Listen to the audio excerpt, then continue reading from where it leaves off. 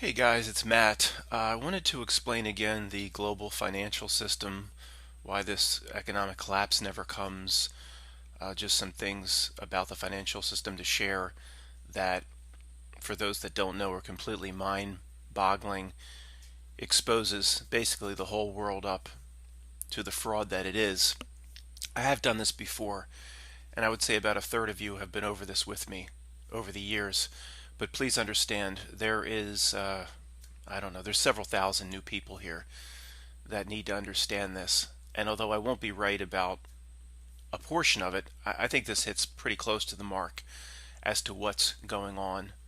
And some of this, you won't find this too many places, and you certainly won't find it on all these financial collapse channels and people that bring on these experts that just for years and years said we were just a month away from economic collapse. So I just want to talk about a few of these things, and I'm sorry for the third of you that have been over this and know this inside and out, but it is very revealing. It needs to be known by anybody that's new, and you could show this to someone that, we always want to bring in our friends and family into some of the things that we investigate, and you could show them this video, and you could basically tell them to them, if you go out, like sit somebody down in front of this video and tell that person, if you go out after doing so much research and confirm that what this guy is saying about the basics of the financial system, not even the conspiracy side, is true, and you've never been told these things,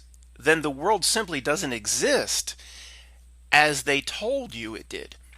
And if we didn't know 99% of how this financial system works, then isn't it logical to assume we've been lied about almost everything? So you could use this video, I think, as well if you want to do that with anybody close to you. I think I'll try to do videos like that in the future as well. So all this talk for ever and ever about global financial collapse. And the first thing I like to point out is if the system was real, if it's what my economics professor at Penn State told me it was, or my finance professor or high school told me it was, it would have collapsed a long time ago. Okay? It is only because what maybe used to be somewhat of a real system has been replaced by a faux system, a fake system, a digital system, zeros and ones, something that can be run via some sort of supercomputer or manipulated globally, constantly propped up so it keeps going. So when I say this, if the system was real, or what we told what this financial system is, that it's just supply and demand. It's consumers need to buy trucks and need to buy new cars and need to buy new clothes, and that creates demand and demand for stocks. And a good economy, people want to go out and buy stocks and see when a stock price is set. It's how many bidders on the stock versus how many want to sell. If there aren't a lot of sellers and a lot of people want Apple stock, then the price rises. It's all supply and demand. It's all very natural. That all went out the door a long, long time ago, in my opinion. In my opinion, there is no natural supply and demand. Of course not in the stock market. I mean, that to me is completely fake. It is literally like a video game running, in my opinion, that they can do anything with it that they want. And I believe most of the economy is like that also. Now, the reason they can do that is simply just, it all points back to the Fed. And if the Fed, I'll explain a little bit more for any of the newbies about what the Fed is. But when you have an entity that can create, and I've done this many times over the years, when you can create $100 billion in 10 seconds, or anything, or $5 trillion in 10 seconds by typing and hitting enter, and that money is distributed to different parts of the economy to prop up certain things, to certain central banks, to regular banks, like regular banks, right? Yeah, like Citibank and JP Morgan's a regular bank. But even your local bank, when you can create any amount of money, and it just then you have the ability to do anything you want regarding economies. The only threat you have is inflation. That's all they worry about, is inflation. And we are led to believe that countries are independent, all looking out for their own interests. This, at least there are no country borders anymore financially, or it would have imploded a long time ago. Meaning in the US we have the Fed, the central bank. It's obviously not in any way part of the government. It's just a collection of private banks. I'll talk about that in a moment. For now, I'm talking about why this system keeps perpetuating itself and nothing ever collapses. In Europe, there is the European Central Bank, and they can just print up euros and prop up whatever industry they want and flood the system with euros. And in Japan, the Bank of Japan. See, all of these banks, these central banks that just create money on a keyboard, literally. They're all been working with each other for a long, long time. They have to be perfectly coordinated. I believe it's being done via some AI supercomputer that knows exactly where to inject money when, knows where to pull it back, knows where to go forward. But all the central banks, even China, China's that rogue nation, and they're mysterious. They do everything on their own. No, they're all playing ball together. They're all bailing the water out together. If one of the bailers of water in the leaking canoe, were to stop, the whole thing would go under. So it's global coordination and global money printing. Now, there's two aspects, in my opinion, of money printing: the money printing and made up money that they tell us about via these ridiculous programs 4 or 5 years ago called quantitative easing, where the Fed just printed 80 billion a month and sent that throughout the economy to provide stimulus. Did you ever see any part of that 80 billion a month printed on a keyboard? I never saw any part of it. Wonder where it went.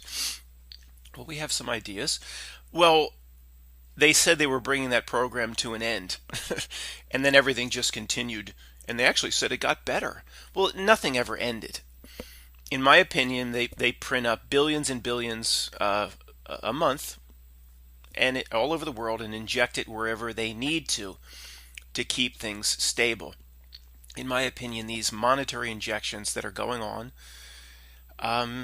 that's completely off the books. Why would they have to tell you? Why would they tell us? Why would they think we were being told?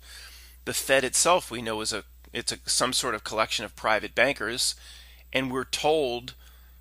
Basically, the slaves are told this, so it's just told over and over to us, so we don't question it too much. All of our lives we've heard that the Fed is just a collection of private bankers and private banks, and the U.S. Congress can't audit it.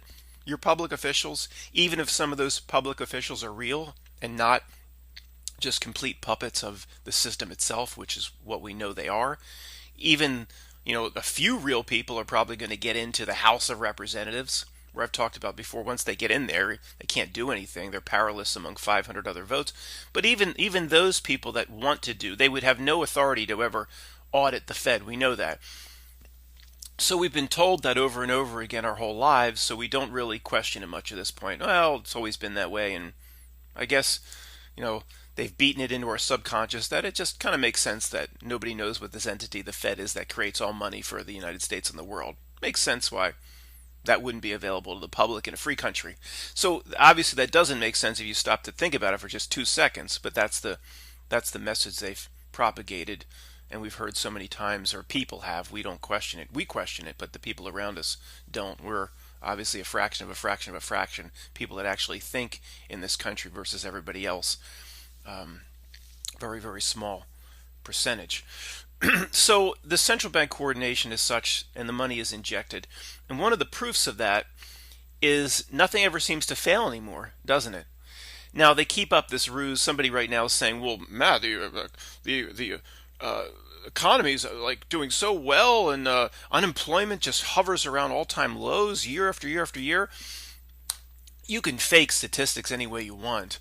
And things are doing okay because when you're injecting billions all over the place, you pull these billions back that isn't being injected, like steroids and those bodybuilders that I showed you a few videos back.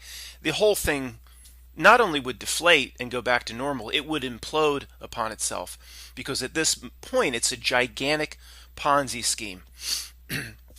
So in terms of the best analogy for what the economy is at this point, and I've used this in the past, but it's very good. It's a train that's running down the side of a mountain, runaway train. But the mountain is endless. It's building up more and more momentum, and you kind of, eventually it's going to crash, right? Well, it has to crash. By any definition, it has to crash. That's the economy. But you lean out of the train, and in front of the train, you're like, where's my track going to run out? There are these master craftsmen at the speed of your train laying more track. All they try to do is just lay more track in front of the runaway train. Because of the nature of the system, no dollar can be created, no money can be created without a debt instrument. And this can get kind of complicated. But if there's a new dollar in the system, there always has to be a debt instrument attached to it. So they just have to, all they do is produce more and more debt. This relates back to the Ponzi scheme itself of the system, why the national debt must go up.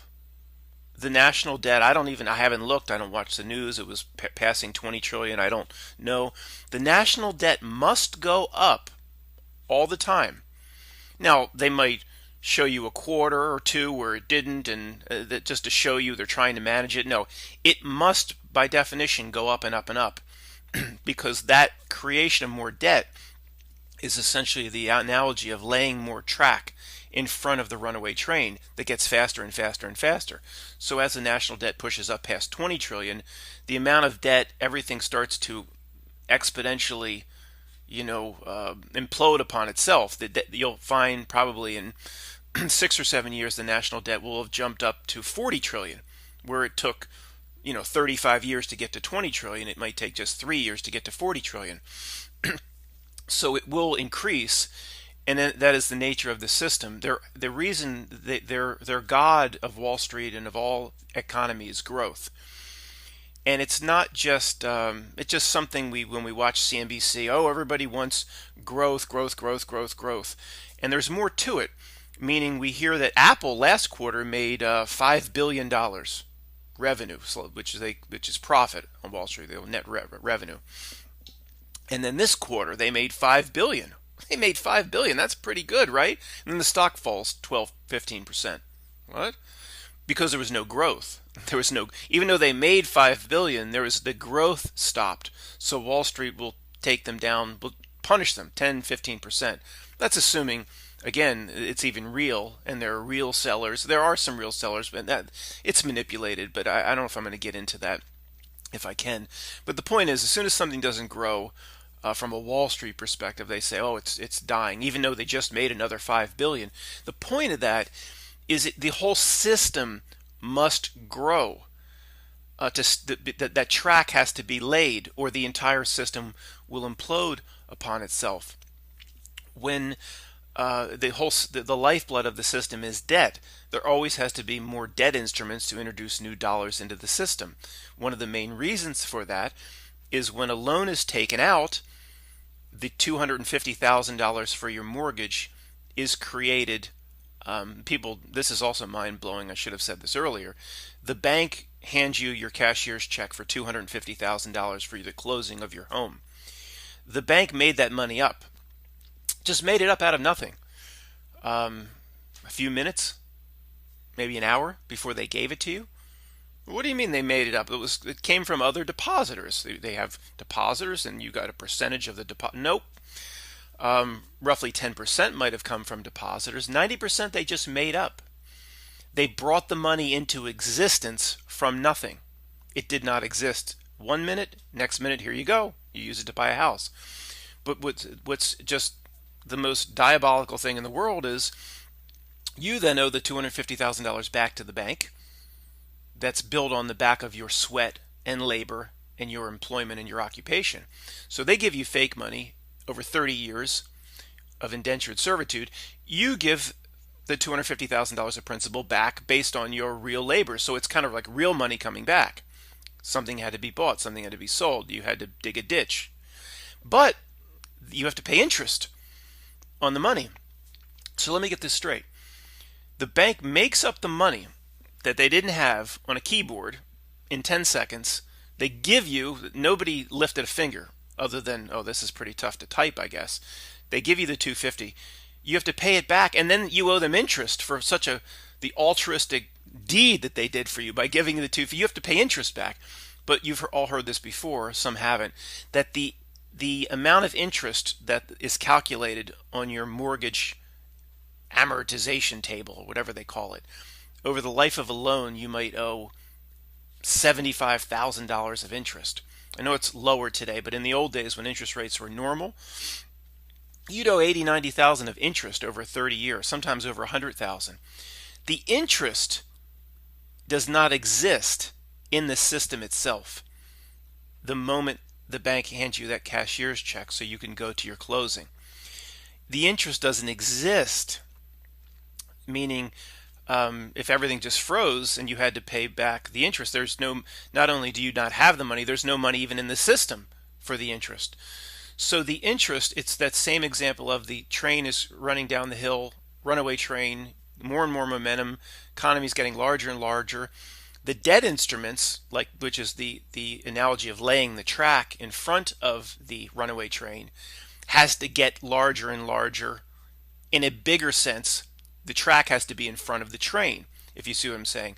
So laying track would be like creating more bogus debt instruments, more monetary injections, more quantitative easing, more buying up mortgages and bad bonds and just crap to flood the system with debt. Now, back to how long can they keep this up? I've gone back to what I've said many times over the years. We know if everything was real, that it would have imploded a long time ago. And I mean like regular just buyers and sellers and supply and demand. I'm assuming that even includes fractional reserve banking. The ability to just create money out of nothing for loans has always existed. Even with that, it would have collapsed 1929 depression style a long time ago. So I've said the only smart answer is if they've pulled it off this long, we can only assume they'll be able to pull it off a lot longer than we think or that we expect. I predicted right about this time. There's just no way they could keep it going. But again, it's inevitable. It cannot keep going. That's what this cryptocurrency is all about. I'll talk about that in a moment. In my opinion, with this Bitcoin is an introduction to cryptocurrency. I'll talk about that.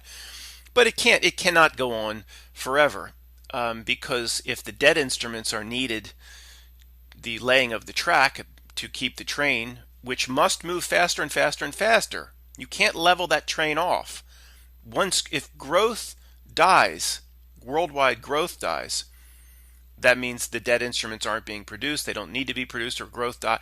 The whole system implodes because just the ability to pay back interest means the system must become larger so you can get your hands on the interest that need to pay back. It would all go under very, very quickly.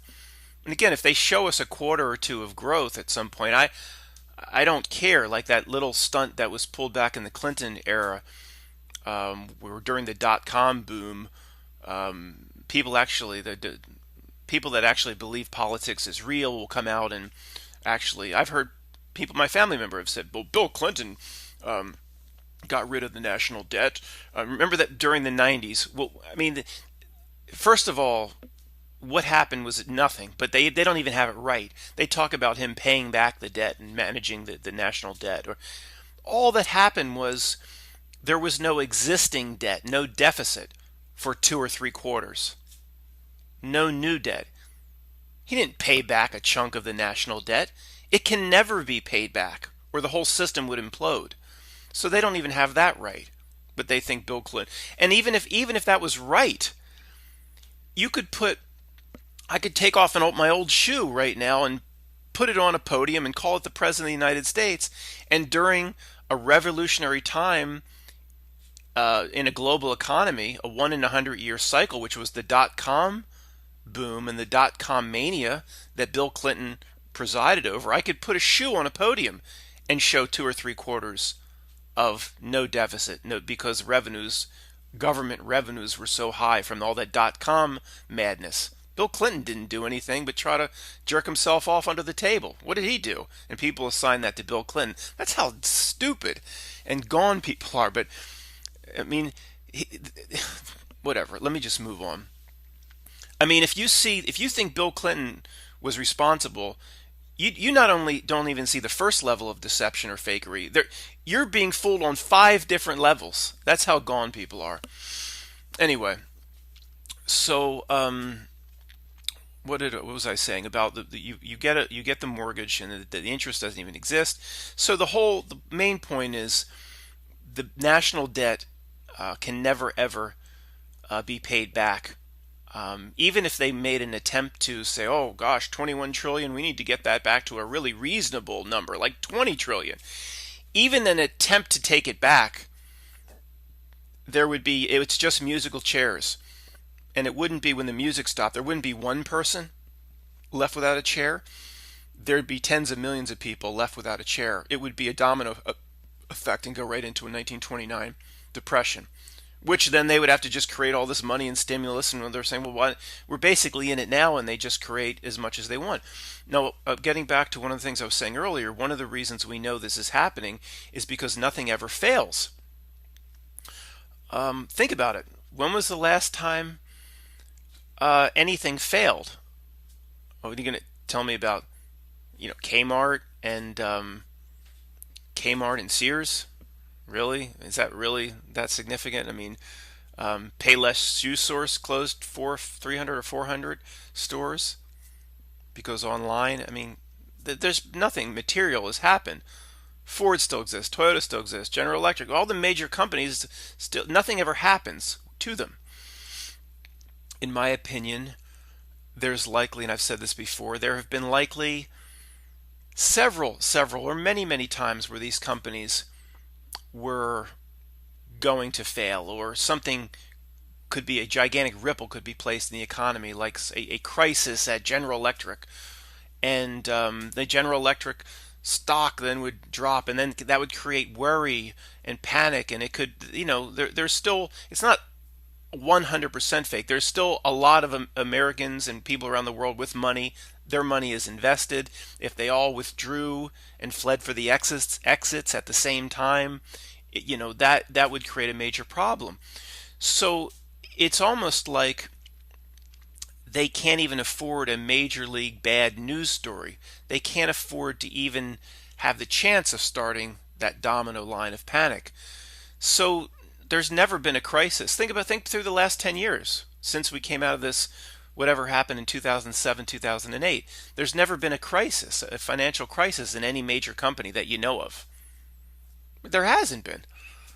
It just, at least in the dot-com era, all these dot-coms, after all the investment they got, they didn't turn a profit. They went belly up. Of course, Amazon just, year after year, no profit, just growth, but no profit, growth, but no profit, stock up and up and up. Because Amazon, to my opinion, was a chosen one. It's chosen and supported by the system itself. It would have never been allowed to fail. So I think they think that, well, here's what happens, in my opinion. Let's just say, and I've said this before, but let's say there was Ford Motor Company. The directors go, we can't pay our bills this month for whatever reason. Think all these companies just made the exact right decisions, and shouldn't have been a crisis in any major company. I'm saying there have been a lot of crises, but we never know about it, in my opinion. So Ford Motor Company goes, and I don't know anything about Ford. This is an example. I don't know anything about Ford. Could happen to any company. Say, oh, we can't pay our bills. Well, I think they're told to immediately communicate, get on the red bat phone with the Fed. And I've said this before. The Fed says, well, when are you going to come out of it? Oh, we think we can come out of it in 3 quarters. What do you need to get you by? We need $1.5 billion. Okay. Let me just hit send. Fed. Literally, this is what I think happens. 1.5 billion to Ford, at Ford. Send. Goes over. Ford opens their bank account. 1.5 billion in the account. Now, to me, that has happened many times. It's off books. You'll never know about it. It won't be reported on CNBC. They just can't afford. If we woke up one day and Ford Motor Company was failing, then it could send a major. It could start a domino line. So they just make sure that something like that never happens, in my opinion. But since everything is digital, everything's zeros and ones. Well, why wouldn't they? All these major companies have. If there's a table in the back room where the masters of the universe meet, they all have a seat, if not right at the table, with Google and Amazon and J.P. Morgan Chase and Citi. Not Citi. Citi's a couple rows back. Some companies like Ford Motor Company would be a couple rows back. They're in the room with the table, but they're not at the table with their arms hanging over the table like Google, pounding on the table like the Google's is the front row.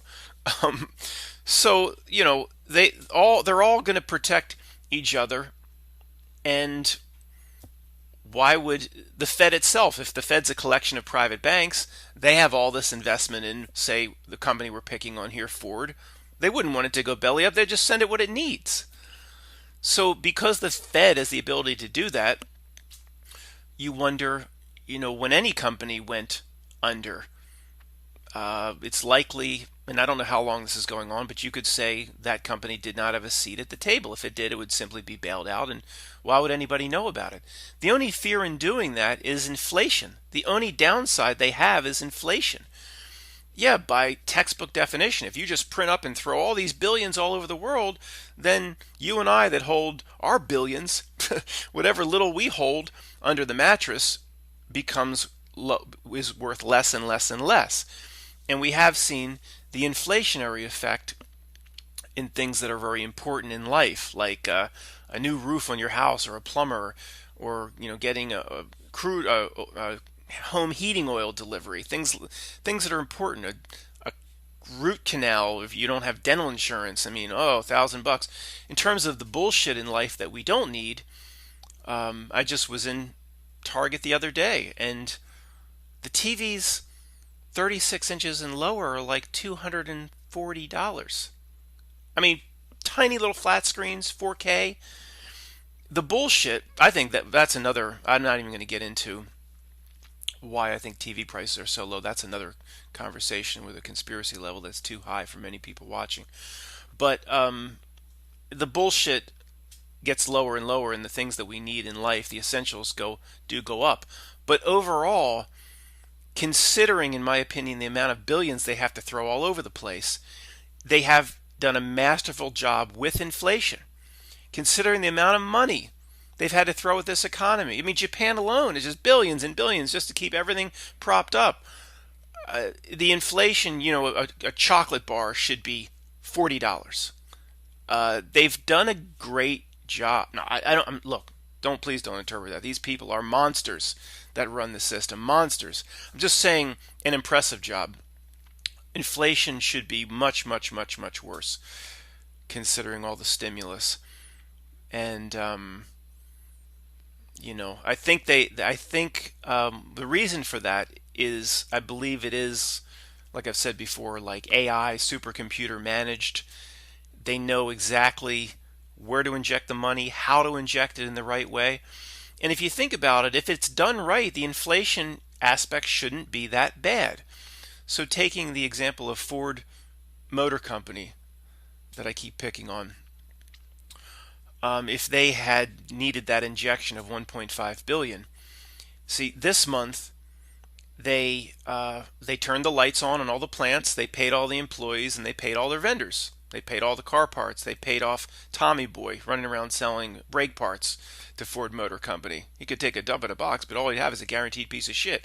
Tommy Boy, that's a funny movie.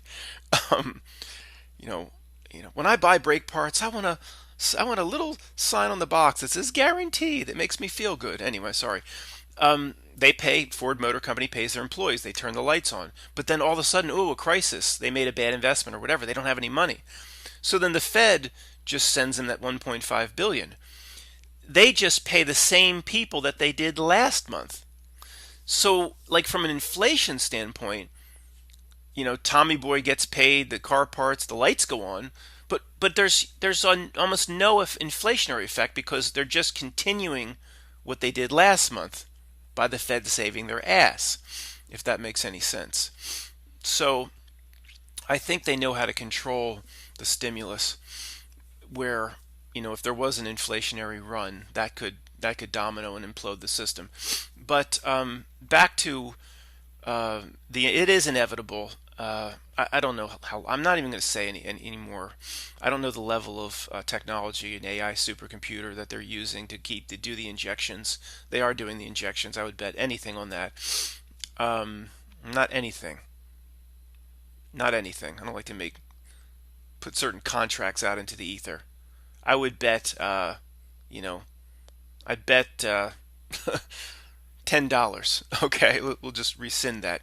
Anything. I'd bet $10 that they're injecting a ton of money off books. Okay, off books. How long can they keep it up? Again, I'm not even going to say anymore because they'll probably do it longer than we can ever expect them to do. But it's inevitable. It cannot go on and on and on forever. They're almost at this point like they're doing in Japan. They have to create the debt to create the new dollars, but then it's almost like they have to fake create the demand as well, because you and I, regular people, can only buy so much. So are they creating the debt and the demand and supply artificially at the same time? Who knows? It doesn't matter. Point is, it can't go on forever, and that's what this Bitcoin cryptocurrency, this is where you'll get a lot of people that will very vehemently and violently disagree with my take on this. And I don't trust Bitcoin. If you've made a lot of money in Bitcoin, that's wonderful. That's great. I don't know what's going on recently in Bitcoin. I don't follow SGT Report and these shows that just talk about financial collapse and shenanigans all the time. Once I saw the shenanigans years and years ago, it's all being artificially stimulated. Why would I want to? Who cares? The reason I'm making this is just so a portion of new people here understand the basis of the system, which they might not understand. So I don't believe Bitcoin just popped up and blockchain. I believe it's all the system itself created it as a test case. People think Bitcoin is, oh, you're just rejecting the system and the feds hate it, and give me a break. If on paper, if everybody went to a cryptocurrency, then that by definition is a clear and present danger to the monetary system itself. Could implode the monetary system if everybody flocked to Bitcoin, quote unquote, overnight. They could shut it down in an hour. Oh, we have freedom here, Matt. They couldn't intervene. Really? Come on. Give me a break. They could say, there could be. Here's what would happen. I mean, people have no clue. The Treasury Secretary would take to a podium. First of all, they'd create a crisis. They'd cook up some bullshit crisis, which would be fake. The Treasury Secretary would come to a podium and say, cryptocurrency is now a clear and present danger to the sovereignty of the United States because it affects the world reserve currency of the United States dollar. We have to shut down cryptocurrencies. The NSA is looking to do that now. They wouldn't be able to do that. They wouldn't be able to get into the systems. Oh, really? Yeah, they would. Okay. They would shut the cryptos down. Anybody that holds cryptos will pay you 50 cents on the dollar in coins, quarter. They could shut it down in an hour, cook up some crisis. They created it, in my opinion. Isn't it obvious, though, when you really look closely at it? It was just some guy nobody knows about, and where's the Bitcoin creator? How come he's not on Oprah every day? How come? It's like the guy that created that video that spawned whatever happened in Benghazi in Libya. The guy created a video and then he just disappeared, and then we heard he was in jail in California, but nobody's cared to interview him. Where's the people that created Bitcoin? Where's the little Bitcoin? Matt, there is no centralization. Come on, they created it. Okay, the people that got involved with it early on were smart enough to, or blind squirreled enough to get involved with it. And many people made hundreds and hundreds and millions of dollars. So that's great. That's wonderful. That's wonderful. But come on. Bitcoin's a test case because eventually, whenever the system is just out of hand, implodes, or the inflationary effect goes runaway. If you stimulate everything long enough, eventually a candy bar will be $30, and 40 million little old grandmothers will be like, I can't even put a can of Alpo on the table, and they'll have to do something. Okay, they'll have to do something. Now, they don't want 30 million hungry people taking the streets with pitchforks, and at some point they do have to do something for the people because they don't want the people to wake up. You have to be just comfortable enough to stay asleep. We know that. They will move to crypto. Almost all hard cash and coins will be gone forever. There'll be a few instances where maybe people could use them at certain government offices, like homeless people or something. Everybody, it'll go digital, 100% digital. And the Bitcoin and the other cryptos will basically be a test case. Some of those other cryptos maybe are completely legitimate, but they don't, whatever. Why would they care? The Bitcoin was likely a test case for what they will move everybody to. And they'll say if you have 100,000 old U.S. paper dollars in your account, they'll shut everything down. And as of tomorrow morning, you'll have, 8,000 Uncle Sam Bitcoins. Uncle Samsonites. I don't know what they'll call it, but but that's what they'll do. And you'll wake up and you'll have a miraculously all the banks will have their systems kind of ready to go. And in just about a week or so, every major bank will have they'll just be ready to deal with it and ready to move over. Like, well, they know it's coming, so they're probably doing it now or have done it. So that's what's going to happen. The main point of this section is people that think Bitcoin just came out of the blue and the government is just shaking in their boots, afraid of it. Oh, come on, give me a break. All right. Is there anything else? I made a little tiny list here. So the debt can never be paid back. So when any politician that comes out and says, the conservatives, for example, will constantly talk about the national debt. I don't even think they do it anymore because they're starting to even understand what it is. But they'll say we need to tighten our fiscal belt, or we need to think of our grandchildren's generation or our children's generation and stop living so high on the hog ourselves. Almost none of those people, in my opinion, understand. The politicians themselves don't have a clue. They don't understand that the debt can never be paid back, or the system, the Ponzi scheme, would implode upon itself.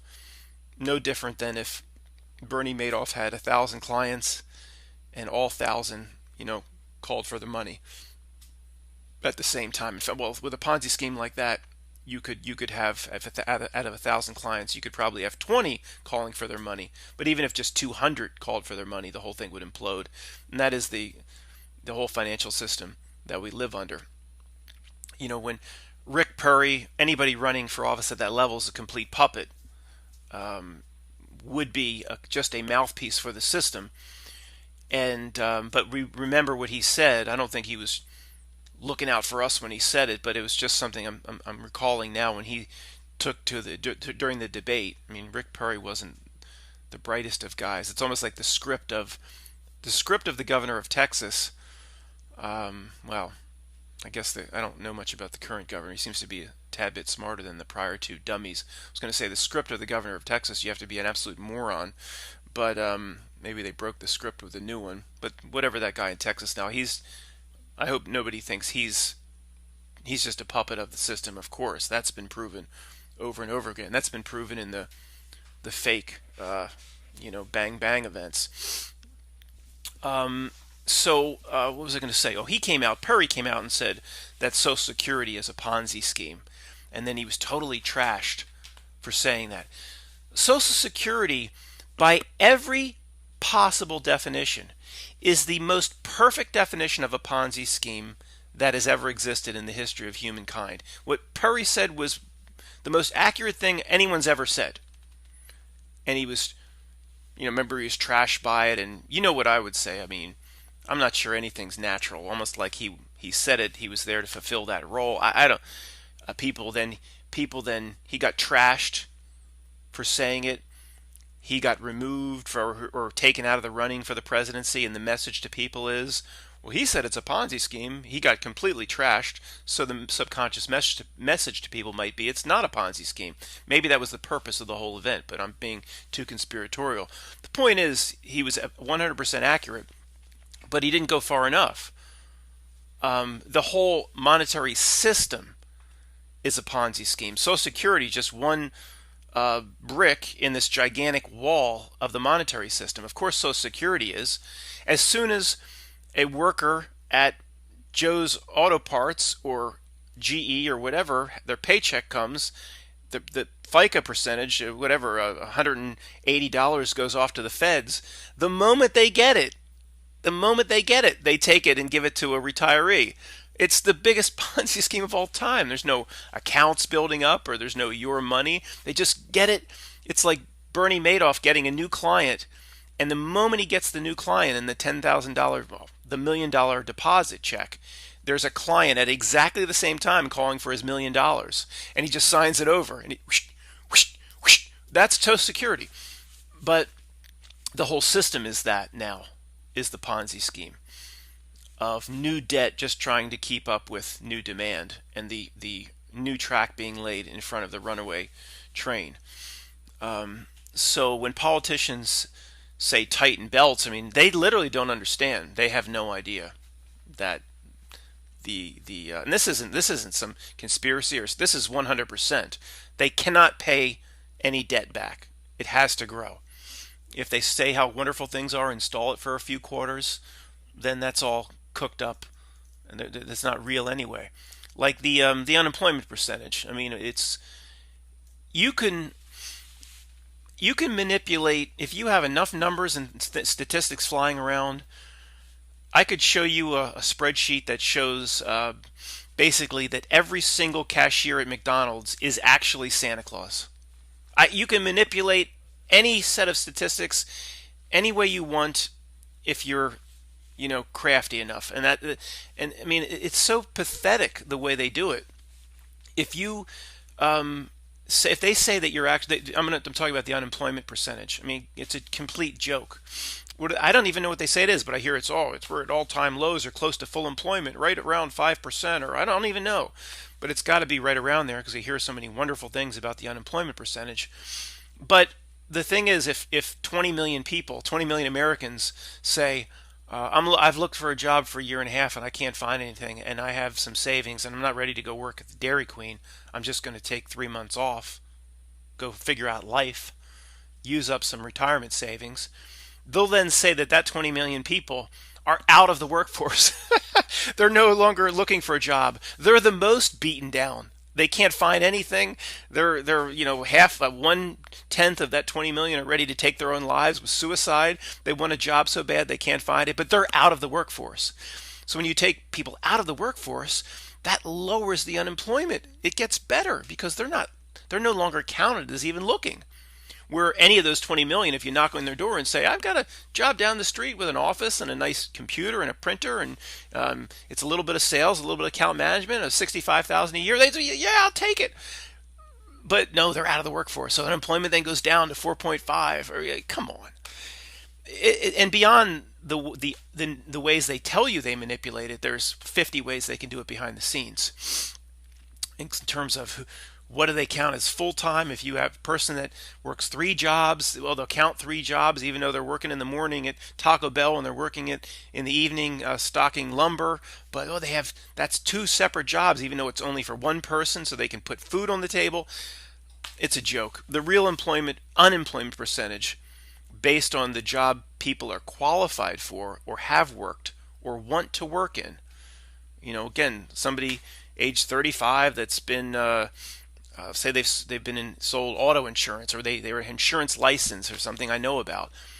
They they should be able to work in that industry even if they have to move to another state. That should count as unemployment. The fact that they could go across the street and help the burgers get flipped at Dairy Queen between 11 and 1, that shouldn't really matter. But that's the way they count it. The real unemployment percentage, again, if for jobs people want to get or qualified to get and should be able to get, is 15%, in my opinion. And that doesn't include retirees, literally people out of the workforce. 15% on 340 million people. That's a lot of people. That's the real unemployment percentage, in my opinion. No, did I do any statistics? No, I pulled out of my butt, but I believe that's accurate. If they calculated it, you could even say the way they used to probably calculate it in the 40s and the 50s and the 60s, it would be that. They just changed the way they calculate it. And if they change the way they calculate it one more time, it will show Santa Claus is the cashier at every single McDonald's. Is there anything else I missed? So, yeah, these Rob Kirby's of the world and all these other people that appear on SGT Report. I don't even, tell me in the comments, are these people still popping up saying, what are they saying? I mean, how many times can you talk about the boy that cried wolf? Are they still saying we're a few weeks away from meltdown? Or what are they talking about? Did all these channels just shift off to other topics, pretending like they never talked about that? I always had a problem with SGT Report for that reason. It would be Bill Holter. That was his name. Bill Holter would come on SGT Report, and he'd say, like, if Brexit goes through, or this happens, we're like a week away from implosion. Then it would happen or not happen, but a lot of it happened, like Brexit. And like a month later, here comes Bill Holter would come back on, and Sean of the SGT Report couldn't even. How's the economic collapse doing today? Wouldn't even say, wait a second, you said this. You need to address this. Never happened. Like it was never said. Let's just go on talking about the economic collapse that's coming. So that's why I was like, what? If somebody says something like that, you got to call them on it. What?